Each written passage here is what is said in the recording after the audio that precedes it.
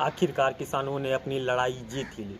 जिसके लिए वो प्रोटेस्ट कर रहे थे, उन तीनों काले कानूनों पर अभी अस्थायी तौर पर उस पर रोक लगा दी गई है सुप्रीम कोर्ट के द्वारा।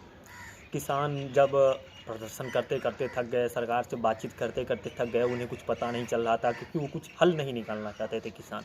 इसलिए वो सुप्रीम कोर्ट पहुंच गए और वहां पर 2 ही दिन की सुनवाई के दौरान वहां पे चीफ जस्टिस ने उस पर रोक लगा दी। सबसे पहले किसानों को बधाइयाँ कि उन्होंने तीनों काले कानून पर अस्थायी तौर पर रोक लगा दी। लेकिन यह अस्थायी तौर पर है, यह अस्थायी तौर पर नहीं है जो मतलब परमानेंट इन कानून को बदल दिए गए। किसान जो नहीं करना चाहते थे, फिर किसान से वही करवाया जा रहा है। मतलब ये है कि सरकार चाहती थी किसान से बात करे और इसका कोई सॉल्यूशन नहीं निकल रहा था। हर बार वार्तालाप जो वो फेल हो जा रहा था। किसान मतलब किसी भी इस पर नहीं पहुंच पा रहे थे, या कानून बदलने हैं या इसमें चेंजिंग करनी है या कुछ करने हैं, इस पर नहीं पहुंचा जा रहा, समाधान कोई निकल नहीं पा रहा था सरकार और किसानों को। तो हो सकता है ये मोदी की चाल ही हो, एक तरह से कहा जाए तो। क्योंकि जिस तरह का किसानों ने एक बयान दिया था कि 26 तारीख को मोदी को वहाँ पर झंडा नहीं फहराने दिया जाएगा, 26 जनवरी को, और देशव्यापी आंदोलन होगा, ट्रैक्टर लेकर किसान मार्च निकालेंगे।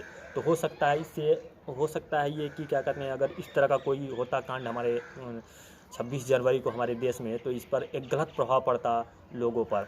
मतलब देखो, कुछ लोग अगर चाह भी ले रहे हैं तो वो पूरे देश को बंद करा सकते हैं। किसानों ने यूनिटी दिखाई और वो शायद जीत के कगार पे हैं, या जीते या नहीं जीते वो अलग बात है, लेकिन फ़िलहाल अस्थायी तौर पर इसे रोक दिया गया इन कानून को। तो किसानों ने दिखाया कि यूनिटी क्या होती है। तो इस तरह की यूनिटी से हिंदुओं को सीख लेनी चाहिए, ये एक प्रेरणा होनी चाहिए हिंदुओं के लिए। लेकिन हिंदू इसमें भी राजनीति ढूंढेंगे, सेकुलरिज्म ढूंढेंगे, इसे प्रेरणा लेने की कोई ज़रूरत नहीं है। तो चलिए, ये सेकुलरों की बातें है और हिंदुओं की अलग बातें हैं, तो वो अपनी अपनी जगह बिल्कुल सही हैं। लेकिन इसमें जो 4 लोगों को क्या कहते हैं, एक कमेटी गठन की गई है और कमेटी ये बात करेगी, दोनों तरफ का पक्ष सुनेगी, सरकार का और क्या कहते हैं किसानों का। अब जो दोनों से बात करेगी उसके बाद कमेटी किसी हल पर पहुंचेगी। जिस तरह से सरकार और तथाकथित किसान जो बात कर रहे थे, किसान हर बार वहां से भग जा रहे थे, वो सुनना नहीं चाहते थे सरकार की बातों को। अब ये उनके साथ एक टाइप से ये हो गया है, एक बंधन में वो बंध गए हैं कि उन्हें बात सुननी पड़ेगी। अगर उनमें कुछ बदलाव किए जाएंगे तो वह बदलाव किए जाएंगे। इनमें 4 लोगों को कमेटी में गठन किया गया है जो दोनों की बात सुनेगी।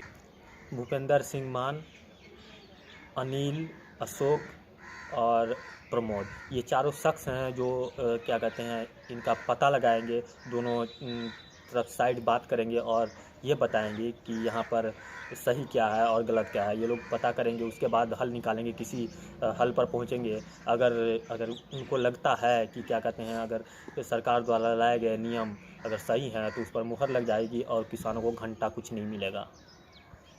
तो फिलहाल तो इस पर अब वो लोग देखिए अनशन तोड़ते हैं या नहीं। अनशन क्या, ये धरना जो प्रदर्शन चल रहा है उस पर ये लोग कितना रुक पाते हैं, क्योंकि अब मान लीजिए सुप्रीम कोर्ट बीच में आ गया, माननीय सुप्रीम कोर्ट, तो कुछ ना कुछ किसानों को करना पड़ेगा और वहाँ से शायद वो लोग वहाँ से हट जाएँ सिंघू बॉर्डर से, तो ये देश के लिए बहुत अच्छी बात होगी। एक सफल नागरिक का परिचय दें, बहुत बढ़िया बात है कि किसानों को शायद न्याय मिलने वाला है। लेकिन तथाकथित किसान कुछ किसानों को, ये नहीं है कि पूरे पंजाब और हरियाणा के किसान वहाँ पर बैठे हुए थे सिंघू बॉर्डर पे।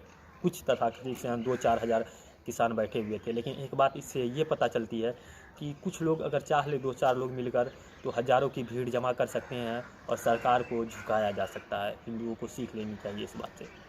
लेकिन ये अच्छा हुआ कि क्या कहते हैं, ये कोर्ट इसका फैसला करेगा।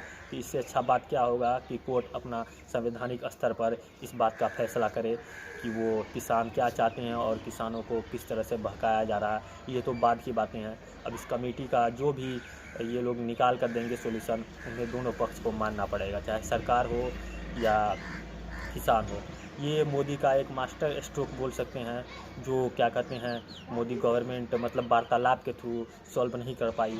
और जब इस पर क्या कहते हैं उसने रोक लगाने की बात की सुप्रीम कोर्ट ने, तो मोदी गवर्नमेंट मतलब इस पर कोई एक्शन नहीं लिया। अगर वो चाहती तो हो सकता था इसे और लंबा खींचा जा सकता था इस केस को। लेकिन मोदी गवर्नमेंट चाहती थी कि कुछ ऐसा जो वार्तालाप का मतलब कोई मुद्दा तो खुले जिस पर बात करे किसान।